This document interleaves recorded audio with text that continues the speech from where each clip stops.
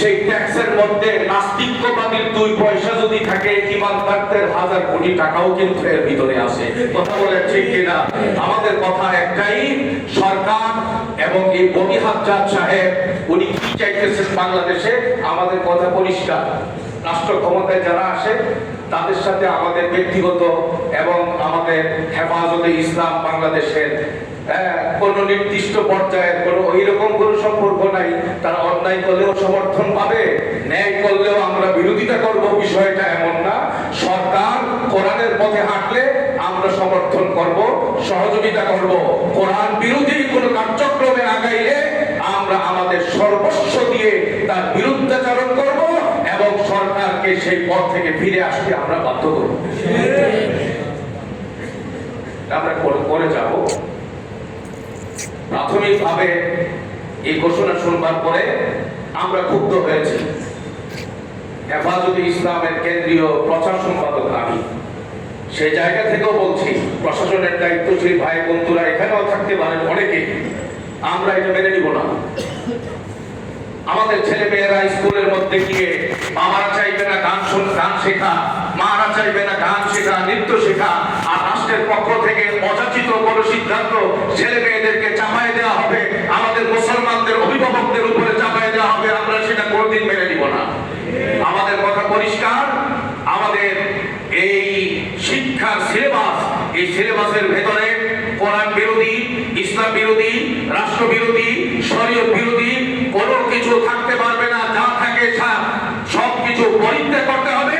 পাশাপাশি এই নতুন করে এই প্রাথমিক স্তরে শিক্ষা মন্ত্রণালয়ের যিনি প্রতিমন্ত্রী সাহেব, তিনি হঠাৎ করে যে সিদ্ধান্ত আর যে ঘোষণা দিয়েছেন, এটা মনে করতে হবে ওনাদের জন্য এটা অস্থিরতার কারণ হবে।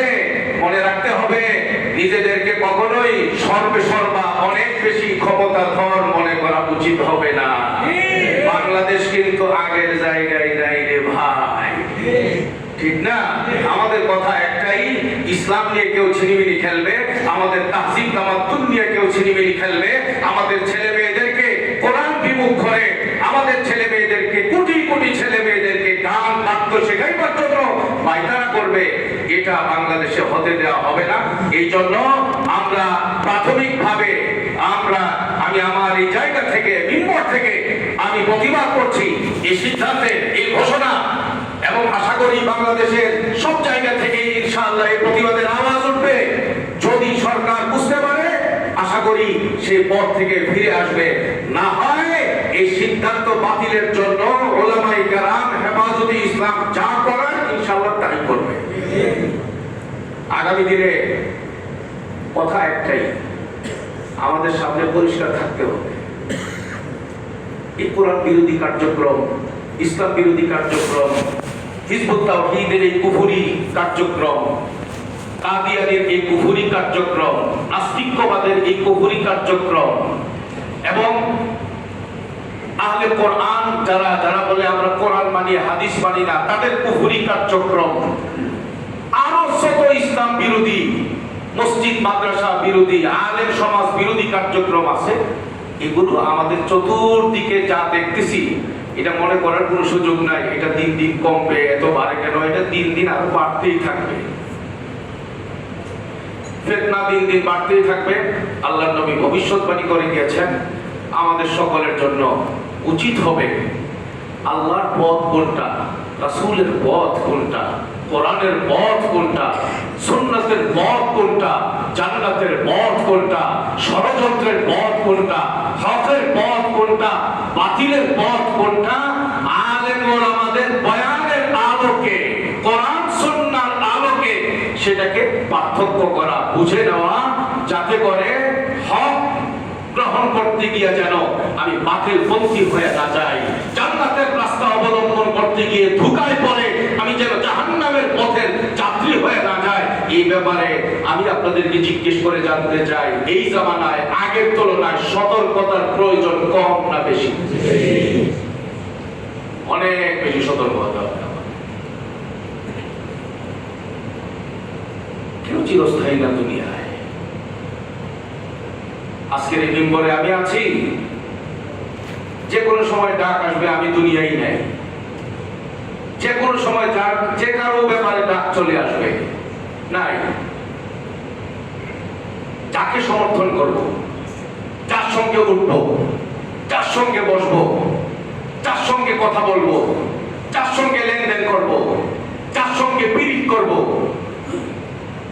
যার সমর্থনে গায়ের মধ্যে গেঞ্জি লাগাবো, সব ক্ষেত্রে এই চিন্তাটা করবেন যে ভাই পরকালে এটা দিয়ে বাঁচা যাইব কিনা। এই চিন্তাটা রাখেন। এই কথা দিয়ে পরকালে বাঁচা যাবে কিনা, মরণ কিন্তু আছে।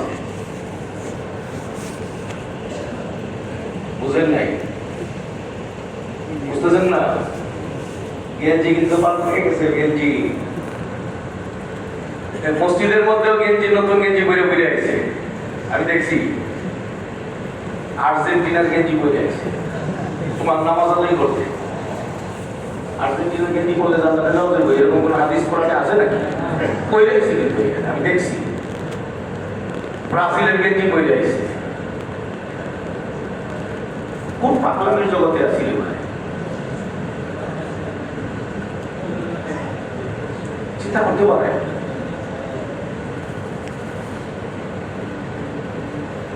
মানে কতটুকু সতর্ক আমরা?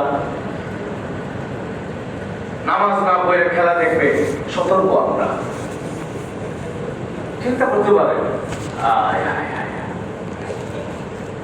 রাসূলুল্লাহ সাল্লাল্লাহু আলাইহি ওয়াসাল্লামের কাছে সাহাবী গেলেন, ইয়া রাসূলুল্লাহ, কিয়ামত কখন কায়েম হবে? আল্লাহর নবী জবাবে জিজ্ঞেস করলেন, ওয়া মা আ'দাতা লাহা? কিয়ামতে বাঁচার জন্য, জান্নাতি হওয়ার জন্য, জাহান্নাম থেকে বাঁচার জন্য তুমি এমন কি আমল করেছো?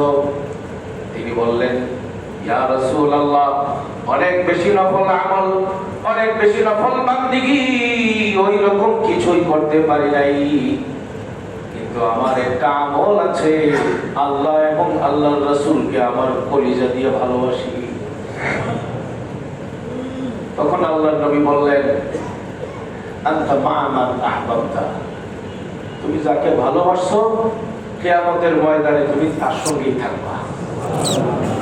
হযরতে আনাস রাদিয়াল্লাহু তাআলা আনহু আল্লাহর নবীকে ডাক দিয়ে বলেন, ইয়া রাসূলুল্লাহ, আনা উহিব্বুন নাবিয়্যা ওয়া আবা বকরিন ওয়া উমর। আমি আল্লাহর নবীকে ভালোবাসি, আবু বকরকে ভালোবাসি, উমরকে ভালোবাসি, এই আশায় কিয়ামতের ময়দানে যেন এই তিনজনের সঙ্গে আমি থাকতে পারি।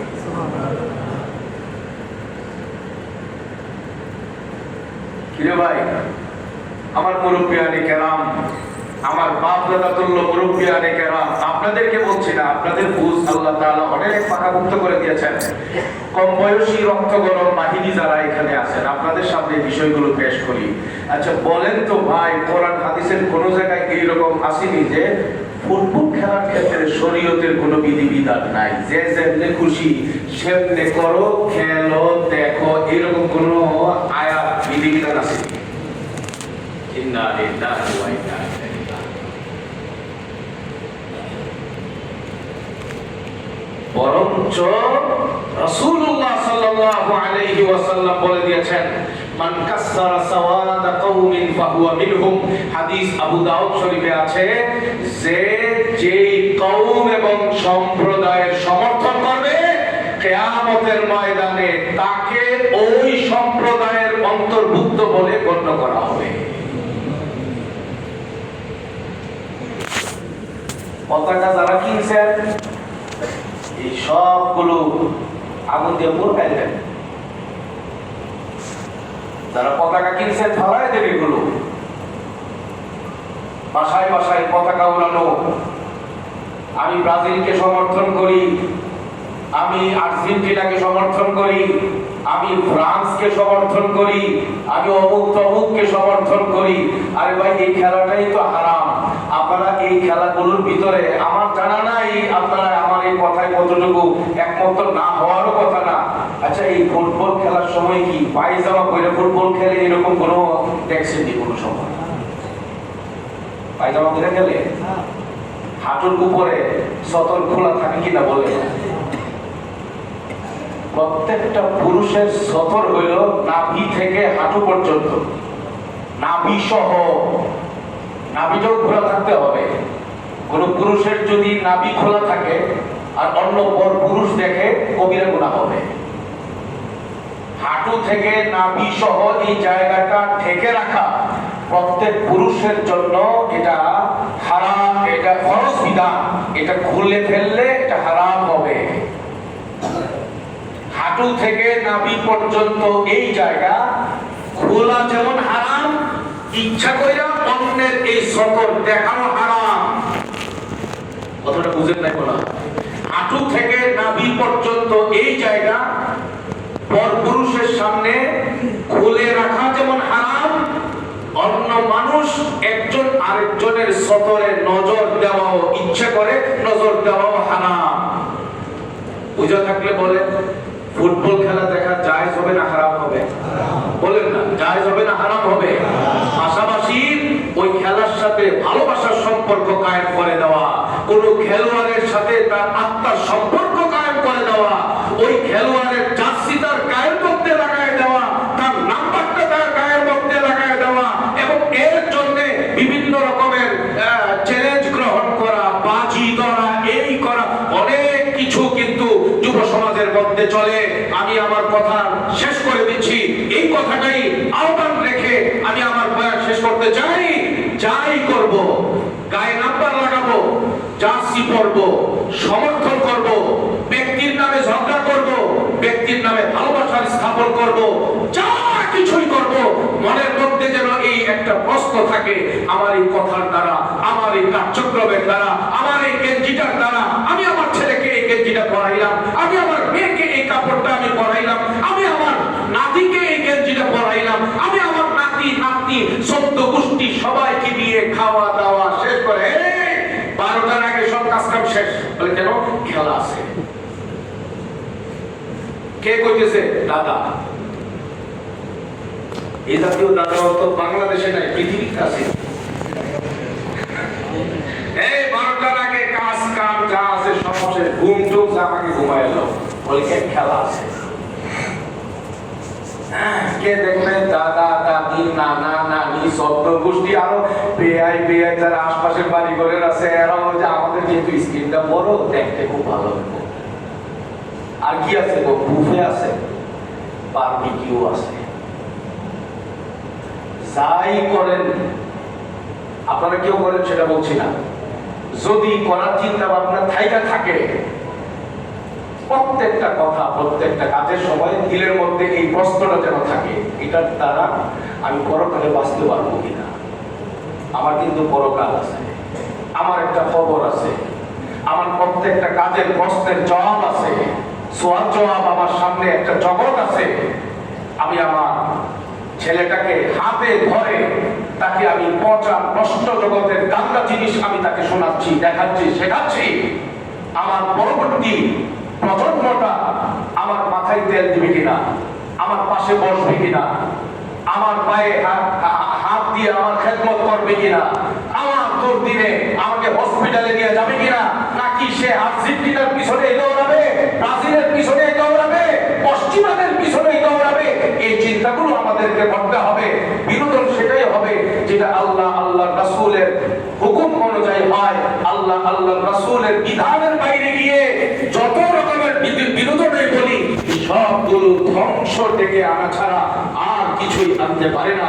আমার কথা একটাই, এখানে আমরা যারা আছি এরকম নিয়ত করতে পারবো কিনা বিশ্বকাপের ফুটবল খেলা দেখবো না। ও মাথার মধ্যে আসমান ভেঙে পড়ছে, লেগে হাত তুলেন না। বিশ্বকাপের ফুটবল খেলা দেখবো না। দোতলাতে তো কেউ হাত উঠাইতেন না। হ্যাঁ, দোতলায় হ্যাঁ, 3 তলা 4 তলা 5 তলা 6 তলা সবাই ওয়াদা করতে হবে, বিশ্বকাপের এই ফুটবল খেলা আমরা কেউ দেখবো না, পরিবারেও কাউকে দেখতে দিব না। রাজি আছেন ইনশাআল্লাহ? আল্লাহ সবাইকে কবুল করেন, তৌফিক দান করেন। পরে কে কি করবেন সেটা তো আল্লাহই জানে, কিন্তু মনে রাখতে হইব, এক তো গুনাহ, আবার ওয়াদা লঙ্ঘন করার গুনাহ, একটার উপরে কিন্তু আরেকটা। আল্লাহ আমাদের সবাইকে কোরআন সুন্নাহ মোতাবেক চলবার আমল করার তৌফিক দান করেন। যারা সুন্নত পরিখায় 4 রাকাত সুন্নত